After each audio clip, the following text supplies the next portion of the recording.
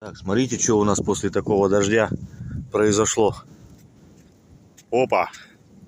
Вот прям возле избы. Вот так вот. Вот так вот. Взяла и завалила.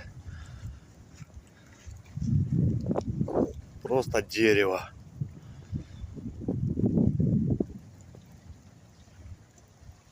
Вот так вот. Всем удачи.